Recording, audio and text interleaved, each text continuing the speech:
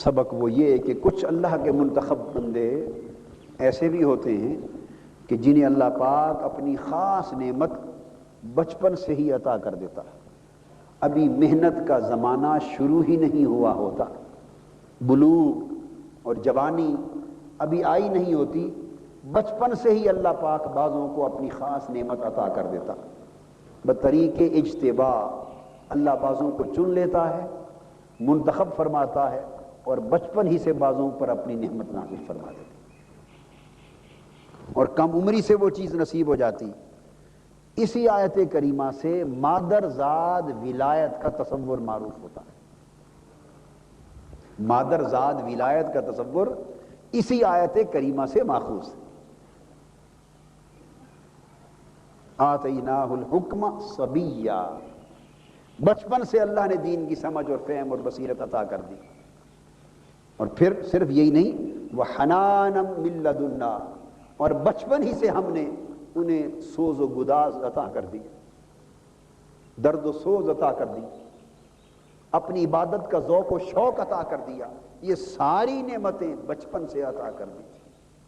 وزکاتن، اور بچپن ہی سے انہیں طہارت اور پاکیزگی عطا کر دی۔ وکان تقیا، اور بچپن ہی سے انہیں پرہیزگار اور متقی بنا دیا۔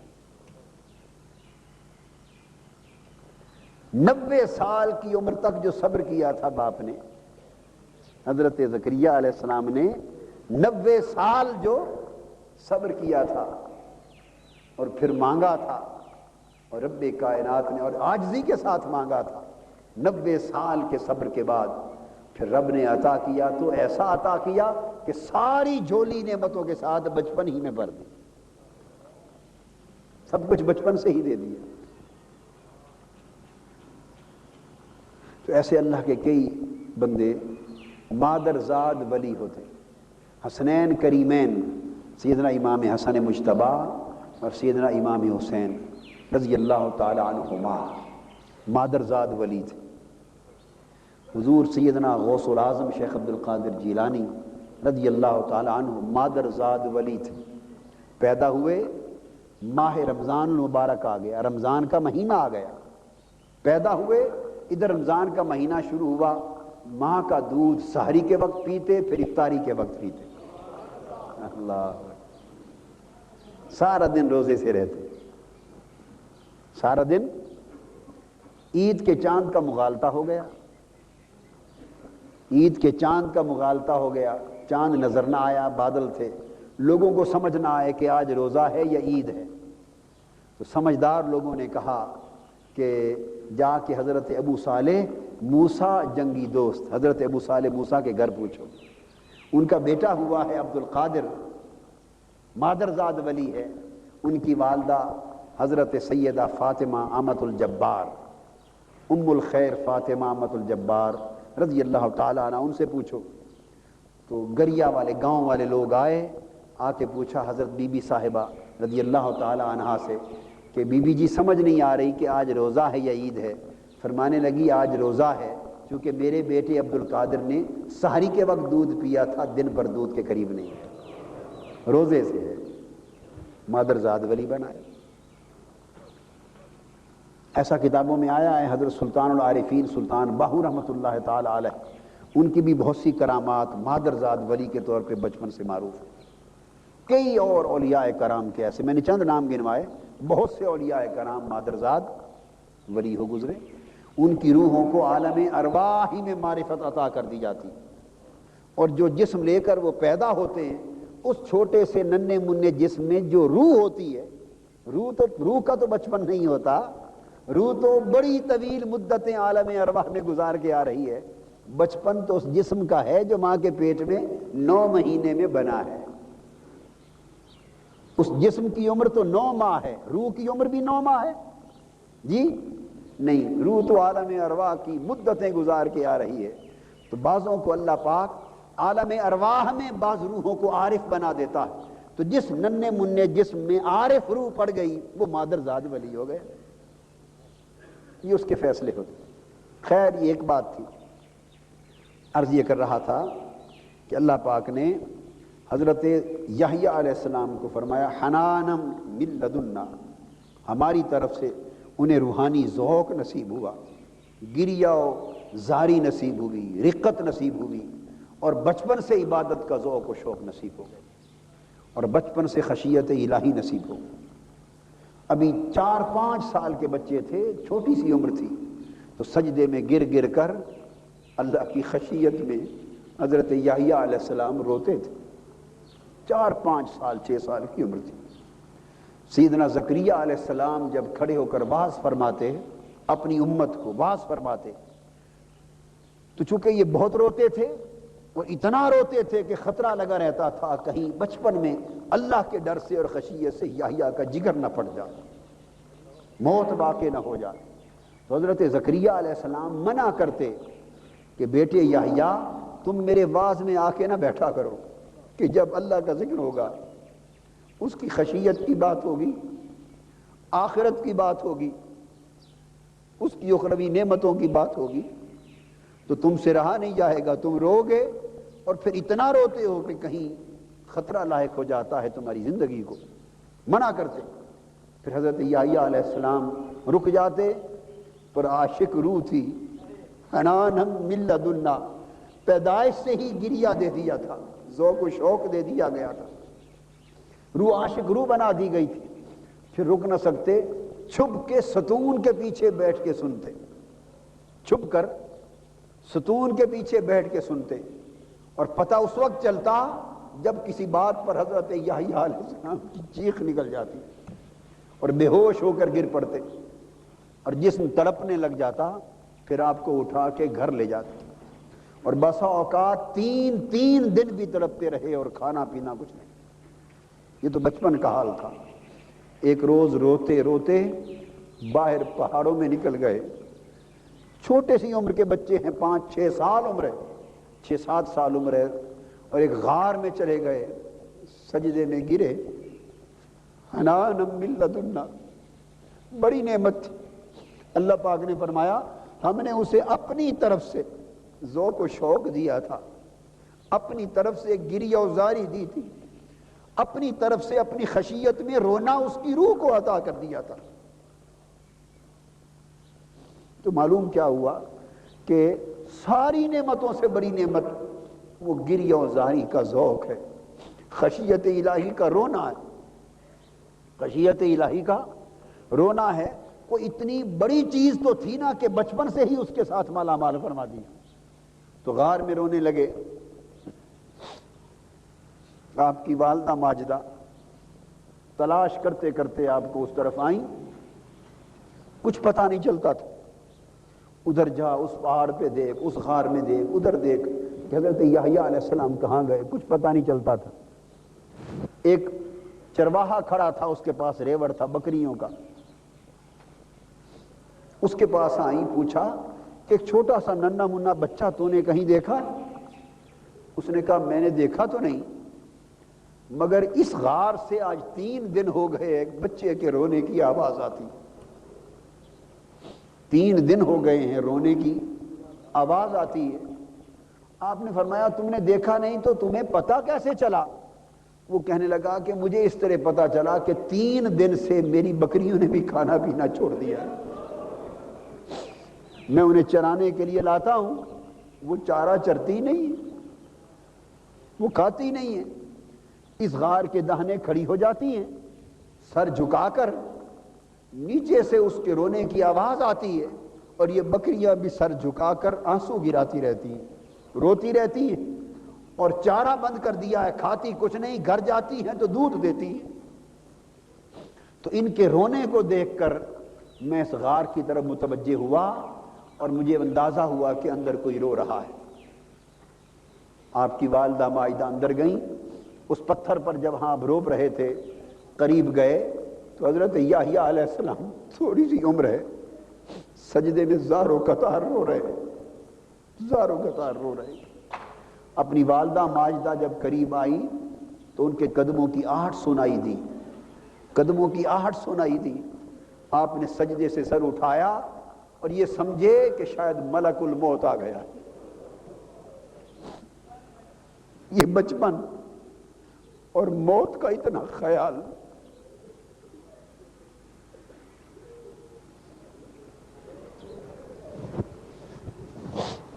ایک ہم ہیں کہ موت تو یاد ہی نہیں ہے.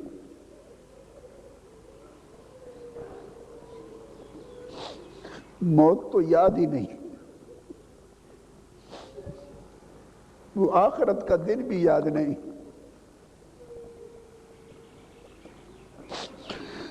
اور وہ بات یاد نہیں ہے کہ ایک دن آنے والا ہے جو حضرت خواجہ اویس کرنی نے فرمایا تھا کہ ایک دن آنے والا ہے جس دن دیدار ہوگا. سیدنا عمر فاروق اور سیدنا علی شیر خدا رضی اللہ تعالیٰ عنہما دونوں حضرت اویس کرنی سے ملنے کے لیے آئے. حضرت اویس کرنی رضی اللہ تعالیٰ عنہ سے ملنے کے لیے آئے. تھوڑی دیر پاس بیٹھے، بات چیت ہوئی، اور بات کر کے حضرت اویس کرنی عرض کرنے لگے سیدنا فاروق اعظم اور سیدنا علی شیر خدا کو، اب آپ دونوں واپس تشریف لے جائیں، واپس تشریف لے جائیں، میں قیامت کی تیاری کر لوں.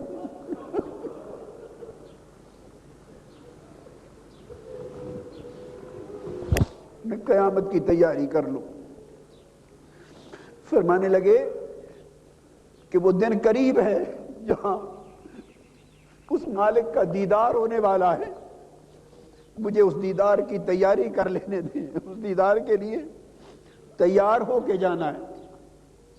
ہم وہ دن بھول گئے، وہ دیدار بھول گئے. پھر اس دن دو قسم کے لوگ ہوں گے. آدھے وہ ہوں گے جن کے لیے فرشتوں کو حکم ہوگا، فرشتوں یہ میری خاطر رونے والے لوگ ہیں، ان کو ایک طرف کر لو، میں پردہ اٹھا کے انہیں اپنا دیدار عطا کرتا ہوں.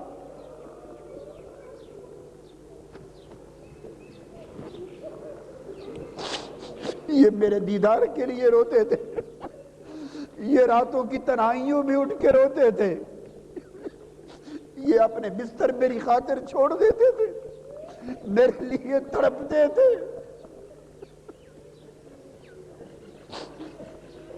انہیں ایک طرف اکٹھا کر دوں، میں آج پردہ ہٹا کر انہیں اپنا دیدار عطا کرتا ہوں. اور کچھ وہ لوگ ہوں گے جن کے لیے حکم ہوگا انہیں ایک طرف کر دو اور انہیں بتا دو کہ آج تمہارے لیے میرا دیدار نہیں ہے.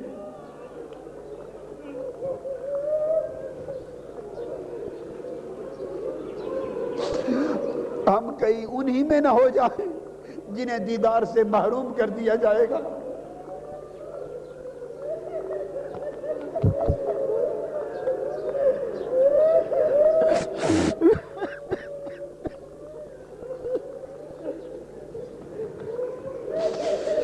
ہم کہیں ان لوگوں میں سے تو نہیں جنہیں دیدار سے محروم کر دیا جائے گا. ہمارے حالات تو ایسے ہی ہیں، ہمارے شب و روز تو ایسے ہی ہیں، ہمارے دن راتیں تو ایسے ہی ہیں.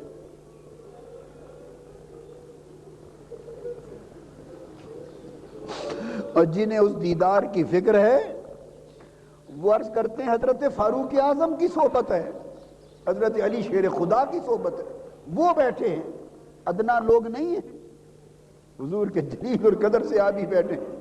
اور حضرت اویس کرنی فرماتے ہیں میرے بھائیوں بس اب صحبت ہو چکی، آپ تشریف لے جائیں، مجھے اس دیدار کی تیاری کر لینے دیں.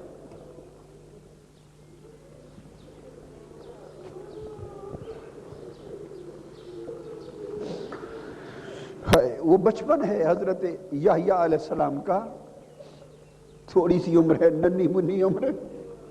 وَحَنَانًا مِن لَّدُنَّا، ہم نے بچپن ہی سے خشیت دے دی تھی، گریہ و زاری، ذوق و شوق اور رونا دھونا دے دیا تھا. ماں کے قدموں کی آہٹ سنی، سمجھے کہ شاید ملک الموت آ گیا. سر اٹھایا، دیکھا نہیں، اور سر اٹھا کے کہنے لگے ملک الموت چند لمحے مہلت دے دو، میں اپنی ماں سے ملا ہوں. میں 3 دن سے ادھر آیا ہوا ہوں، میری ماں پریشان ہوگی، چند لمحے مہلت دے دو، میں ماں سے ملتا ہوں. آپ کی والدہ رو پڑی، فرمانے لگی بیٹا ملک الموت نہیں، میں تیری ماں کھڑی ہوں.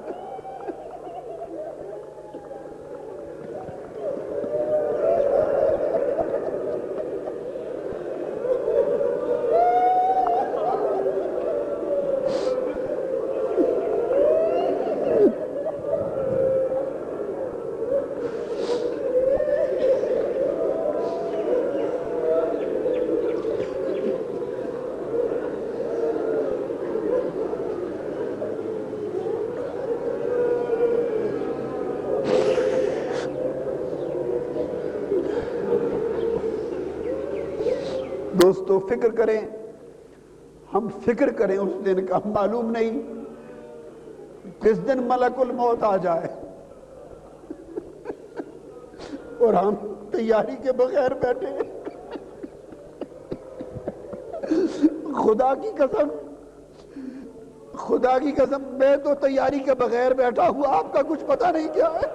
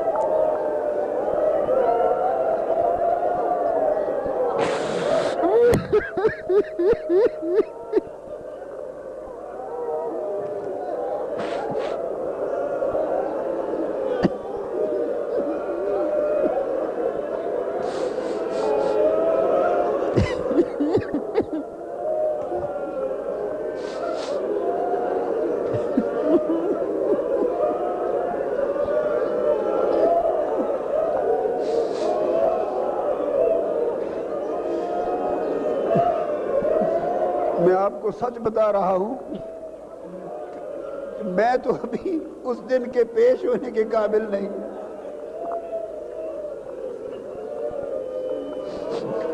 آپ اپنا حال بہتر جانتے۔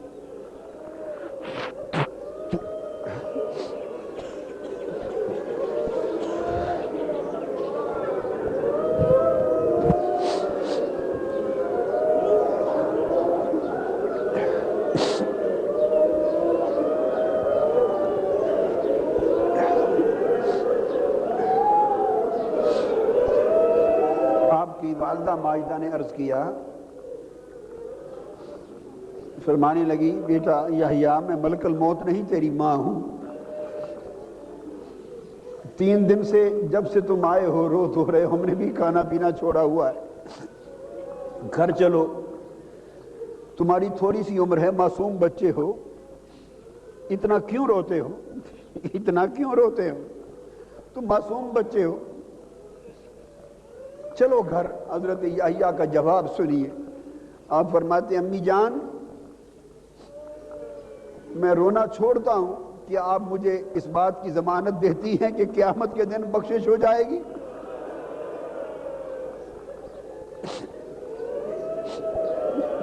قیامت کے دن گرفت نہیں ہوگی، بخشش ہو جائے گی، آپ ضمانت دے دیں میں رونا چھوڑ دیتا ہوں۔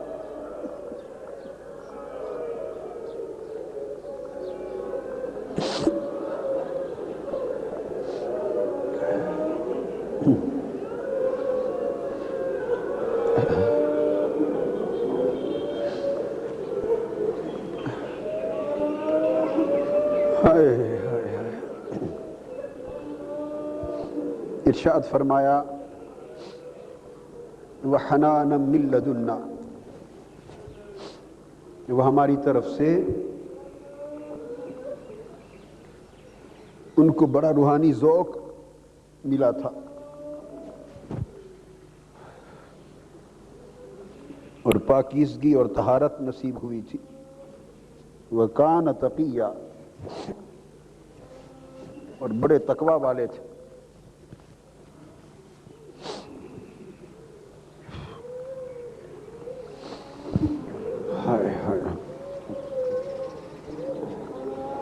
وَبَرًّا بِوَالِدَيْهِ وَلَمْ يَكُنْ جَبَّارًا عَصِيًّا، اور اپنے والدین کے ساتھ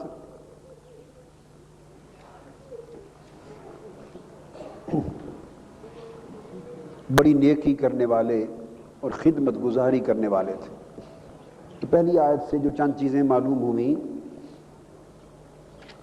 وہ یہ کہ ایک تو روحانی ذوق و شوق اور گریہ و زاری اللہ کا لطف خاص ہے، اور اس نعمت کے حصول کے لیے محنت کرنی چاہیے، اس نعمت کے حصول کے لیے محنت کرنی چاہیے۔ دوسرا زکوٰۃ، طہارت اور پاکیزگی اپنے عمل میں، کردار میں، فکر میں، ذہن میں، سوچ میں، خیال میں، نگاہ میں، جسم و روح میں طہارت اور پاکیزگی کو قائم رکھنا چاہیے۔ اور تیسرا تقوی اور پرہیزگاری، یہ حاصل دین ہے۔ تقوی اور پرہیزگاری حاصل دین ہے۔ دین کی عمارت اسی پر قائم ہے۔ اور پھر معاملات میں سب سے پہلی اور سب سے مقدم چیز وَبَرًّا بِوَالِدَيْهِ، وہ اپنے والدین کے ساتھ نیکی، والدین کے ساتھ نیکی۔ بچے دھیان سے سنیں اور بڑے بھی توجہ کریں کہ سب سے بڑی نعمت بچوں کے لیے اپنے والدین کا ادب ہے، اپنے والدین کا ادب، والدین سے نیکی، والدین کے ساتھ حسن سلوک اور والدین کے ساتھ بھلائی، اس میں بڑی خیر ہے۔ اور یحییٰ علیہ السلام کے فضائل اور آپ کی سیرت و کردار کے بیان میں اسے اہمیت کے ساتھ ذکر فرمایا کہ اپنے والدین کے ساتھ بڑی نیکی کرنے والے اور ان کے خدمت گزار تھے۔ وَلَمْ يَكُنْ جَبَّارًا عَصِيًّا، تو والدین کی خدمت اور حسن سلوک کی سعادت مندی کا ذکر کر کے پھر دوسری بات فرمائی کہ وہ سرکشی کرنے والے بھی نہیں تھے اور نافرمان بھی نہیں تھے۔ سرکش بھی نہیں تھے،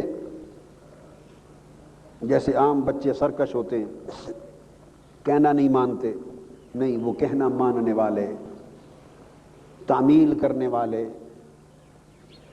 تھے، اور نافرمان نہیں تھے، سرکش اور باغی طبیعت نہ تھی۔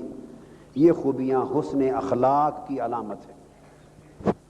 فرما بردار ہونا اور دھیما ہونا حسن اخلاق کی علامت ہے، اور حسن خلق یہ ایمان کا حسن ہے۔ حسن خلق ایمان کا حسن ہے، کردار کا حسن ہے، سیرت کا حسن ہے۔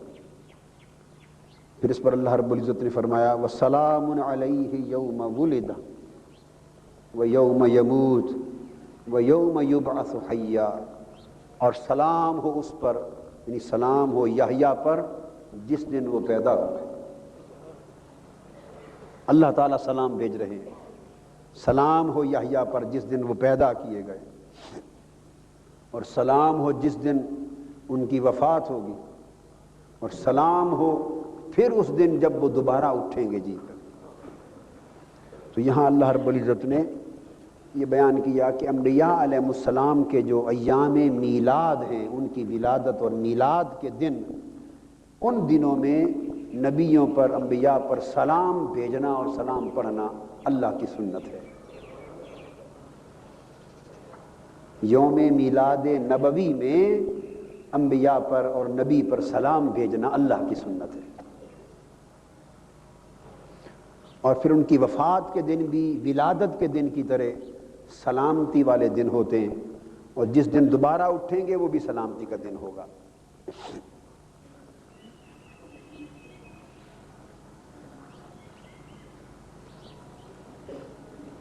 اس کے بعد حضرت مریم رضی اللہ تعالیٰ عنہ کا بیان آ جاتا ہے۔ پہلے زکریہ علیہ السلام کی دعا کا ذکر کر کے حضرت یحییٰ علیہ السلام تک بات کو پہنچایا، اس کے بعد پھر پیچھے سے ذکر کیا حضرت زکریہ علیہ السلام کے بیٹے حضرت یحییٰ ہوئے، انہوں نے کفالت اور تربیت پائی، ان کا ذکر آ گیا، اور پھر حضرت زکریہ علیہ السلام کی کفالت و تربیت میں حضرت مریم رہیں، ان کا ذکر آیا، اور ان کے ذکر کا حوالہ کیا ہے؟ حضرت عیسیٰ علیہ السلام کی ولادت کا۔ یہاں حضرت یحییٰ علیہ السلام کی ولادت کا ذکر کر دیا اور کچھ اسباق تربیت کے لیے دے دیے۔ اب حضرت مریم سے حضرت عیسیٰ علیہ السلام کی ولادت کا ذکر ہو رہا ہے، اور اس میں بھی روحانی معارف اور تربیت کے اسباق دے دیے۔ فرمایا وَاذْكُرْ فِي الْكِتَابِ مریم اذ انتبذت من اہلہا مکانا شرقیا، یہ آیت نمبر 16 ہے۔ اور فرمایا کہ اس کتاب میں، قرآن میں، مریم کا حال بھی بیان کر مریم کا بھی ذکر کر، ہماری نیک بندی تھی، صالح بندی تھی، اس کا بھی ذکر کر۔ اذ انتبذت من اہلہا مکانا شرقیا، جب مریم نے اپنے گھر والوں سے الگ ہو کر کچھ وقت کے لیے گوشہ تنہائی اختیار کر لیا، اپنے گھر والوں سے الگ ہو گئیں اور تنہائی کے گوشے میں چلی گئیں۔ اب واقعہ تو حضرت مریم رضی اللہ تعالی عنہا سے سیدنا عیسیٰ علیہ السلام کے معجزاتی تولد کا بیان ہو رہا ہے۔ اللہ پاک کی قدرت کا ایک خاص کرشمہ ہے، آپ کا معجزاتی ولادت ہے، بیان تو اس ولادت کا ہے، اور اس ولادت کے حوالے سے مختلف لوازمات کا، احوال کا، واقعات کا اور کیفیات کا ذکر ہے، مگر ہم اس سے روحانی تربیت کے لیے جو نکات اخذ کر رہے ہیں وہ آپ کو سنا رہا ہوں۔ تو یہاں بھی آپ دیکھیے کہ جیسے حضرت یحییٰ علیہ السلام کی ولادت اللہ کی بارگاہ سے سیدنا زکریا علیہ السلام پر خاص نعمت تھی نا، اسی طرح سیدنا عیسیٰ علیہ السلام کی ولادت بھی خاص نعمت تھی۔ وہ نعمت بھی تب ملی جب وہ محراب میں گئے، ذرا گوشہ تنہائی میں گئے اور تنہائی میں اللہ کی عبادت کی اور گڑ گڑائے اور روئے۔ عیسیٰ علیہ السلام والی نعمت بھی حضرت مریم رضی اللہ تعالیٰ عنہ کی جھولی میں تب آئی، اس کا آغاز بھی تنہائی سے ہوا، اس کا آغاز بھی گوشہ تنہائی سے ہوا۔ تو دوستو معلوم یہ ہوا، بار بار اس امر کی طرف اشارہ آ رہا ہے کہ تنہائی میں بہت کچھ ہے، تنہائی میں بہت کچھ، بہت کچھ۔ حضرت خواجہ اویس کرنی رضی اللہ تعالیٰ عنہ فرماتے ہیں کہ جس کی خلوت صحیح ہو گئی اس کا سب کچھ صحیح ہو گیا۔ پھر ایک مقام پہ فرماتے ہیں علیک بالقلب، اپنے قلب کی حفاظت کیا کرو، دل کی حفاظت کیا کرو، کیونکہ دل اللہ کی خلوت و جلوت کے لیے ہے، دل اللہ کے تعلق کے لیے ہے، اللہ کی صحبت کے لیے ہے، اور اس کے جلوہ حسن کو یہاں سمونا ہے۔ تو اگر دل باطل وساوس اور خطرات اور خیالات سے پاک ہو جائے اور اللہ کے لیے خاص ہو جائے تو بس دل کی حفاظت ہو گئی تو سب کچھ نصیب ہو گیا، سب کچھ نصیب ہو گیا۔ مگر یہ خلوت ہے، خلوت قلبی۔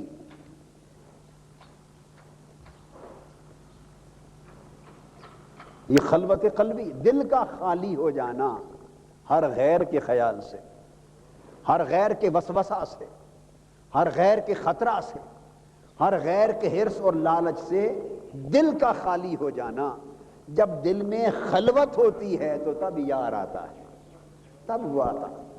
وہ کسی نے، حضرت مولانا فضل الرحمان گنج مراد آبادی نے کہیں بیان کیا ہے، وہ کہتے ہیں اب تو آ جا، اب تو خلوت ہو گئی۔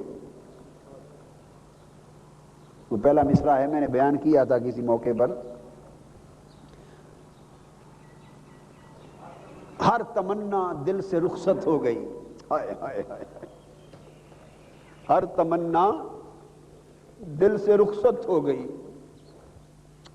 پڑھیے نا، ہر تمنا دل سے رخصت ہو گئی، اب تو آ جا، اب تو خلوت ہو گئی۔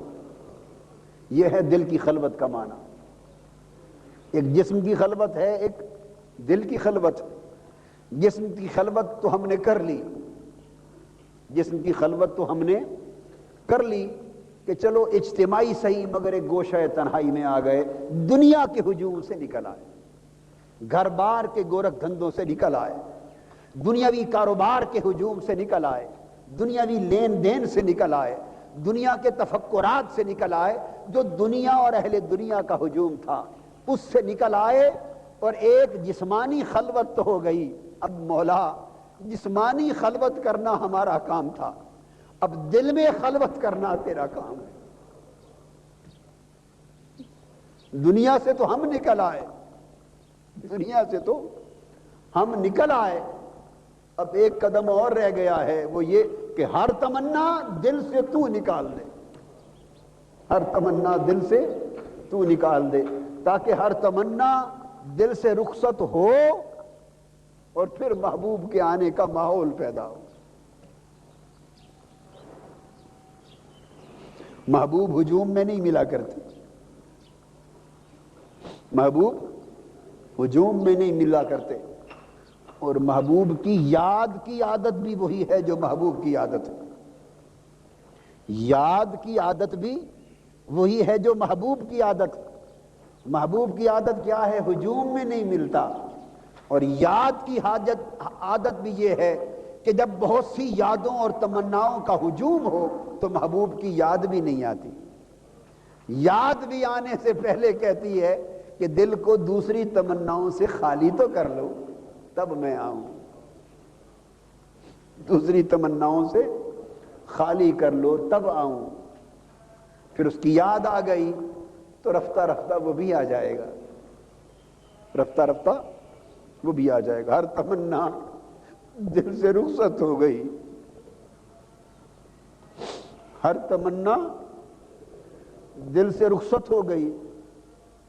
اب یہ پاگلوں والی بات ہے، آپ یہ نہ کہیں بھی کیا کس چکر میں لگا دیا ہے، اس کا ورد کریں، یعنی اس تصور کا ورد کریں، اس تصور کا ورد کریں کہ یہ تمنائیں ساری جو ہمارے پیچھے پڑی ہوئی ہیں، جنہوں نے ہماری جان کو عذاب میں ڈال رکھا ہے، ہمیں مبتلا عذاب کر رکھا ہے، اس تصور پر ایسا ورد کریں، مجاہدہ کریں کہ ان تمناؤں سے جان چھوٹ جائے، یہ تمنائیں رخصت ہوں تو محبوب کی تمنا آئے۔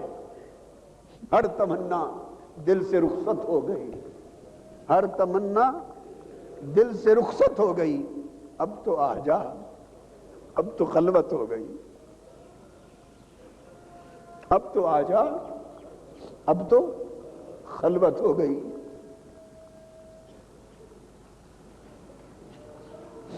حقیقت یہ ہے جب حضور صلی اللہ علیہ وسلم غار حرا میں کئی دن گزارتے تھے نا خلوت میں، تو اس یاد الہی کا ایک خاص مزہ آتا تھا۔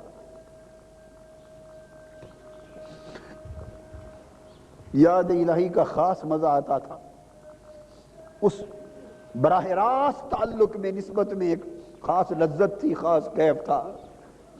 جب وحی نازل ہوئی، نبوت کا اجرا ہوا، بعثت ہو گئی اور رسالت کا حکم آ گیا، اور حکم ہوا میرے محبوب یہ ہجوم جو گمراہ ہو گیا ہے لوگوں کا، اب تو ہجوم کی طرف چلا جا، اب خلوت سے نکل کر لوگوں کے ہجوم کی طرف بھیجا کہ اس ہجوم کو خلوت کی طرف لا، اس گمراہ ہجوم کو ہدایت کی طرف لا، اس بگڑے ہوئے ہجوم کی اصلاح فرما۔ تو جب خود خلوت میں رہتے بڑا مزہ آتا، اس محبوب کے حسن و جمال کو دیکھتے، اس کے جلوہ حسن کے مراقبے میں مست رہتے۔ حکم ہو گیا میرے محبوب جا اس ہجوم کی طرف، ان کو ہدایت کی طرف بلا کر لا، میری طرف بلا، انہیں لا بلا کر۔ حکم کی تعمیل شروع ہو گئی، آقا غار حرا سے نکلے، شہر مکہ کے چوک میں پہنچ گئے۔ کیا کریں، محبوب کا آرڈر جو آ گیا، شہر مکہ کی گلیوں میں آ گئے، اور پھر وہ محبوب جو غار حرا کی خلوتوں میں رونے والا، محبوب کا آرڈر تھا، ملا کے میلوں میں جا رہا ہے، میلوں میں کھڑا، مینا کے میلے جم گھٹے ہیں لوگوں کے، میلے کا سما ہے، ہجوم ہے، بازار ہیں، جہاں لوگوں کا ہجوم نظر آتا حضور پہنچ جاتے اور کہتے لوگوں آؤ تمہیں اپنے مولا کی طرف لے جاؤں۔ اب وہ خلوت جو ہوتی تھی غار حرا کی نہ رہی، اور ہجوم کی کیفیتیں مل گئیں، تو طبیعت مقدسہ پر ایک فطری تقاضا تھا، بوجھ آ گیا۔ کیا بوجھ آ گیا؟ وہ بقول غالب دل ڈھونڈتا ہے پھر وہی فرصت کے رات دن، دل ڈھونڈتا ہے پھر وہی فرصت کے رات دن، بیٹھے رہیں تصور جانا کیے ہوئے۔ وہ غار حرا کی خلوتیں یاد آتی تھی، اب دن رات جلوتوں میں بسر ہونے لگے، ایک بوجھ آ گیا۔ قرآن مجید میں اسی کا اشارہ ہے، الم نشرح لک صدرک ووضعنا عنک وزرک، کہ ہم نے تمہارا سینہ تمہارے لیے کھول نہیں دیا، ووضعنا عنک وزرک الذی انقض ظہرک، اور وہ بوجھ جو آپ کی پیٹھ کو جھکائے جا رہا تھا ہم نے وہ بوجھ آپ کا رفع فرما دیا۔ عرفاء کہتے ہیں، اہل اسرار کہتے ہیں کہ وہ بوجھ کیا تھا؟ وہ یاد ستاتی تھی ہیرا کی خلوتوں کی، اور براہ راست محبوب سے رابطوں کی، اور اس کے ذکر و فکر میں مراقبوں کی یاد ستاتی، طبیعت میں بوجھ آ گیا۔ اللہ پاک نے فرمایا ہم نے وہ بوجھ رفع کر دیا۔ کیسے؟ حکم دیا محبوب تو ہمارے کام میں لگ گیا ہے، ہم تیرا کام کر دیتے ہیں۔ اور وہ کیا؟ حضور داتا صاحب فرماتے ہیں، داتا گنج بخش رضی اللہ تعالیٰ عنہ، مقام جمع الجمع عطا فرما دیا، مقام جمع الجمع عطا فرما دیا۔ اور وہ کیا تھا کہ وہ براہ راست رابطہ جو غار ہرا کی خلوت میں نصیب ہوتا تھا، فرمایا محبوب آج کے بعد تو میلوں بازاروں ہجوموں اور اجتماعات میں بھی میرا کام کرتا پھرے گا، بیٹھا لوگوں کے اندر ہوگا، مگر خلوت تجھے میری نصیب رہے گی۔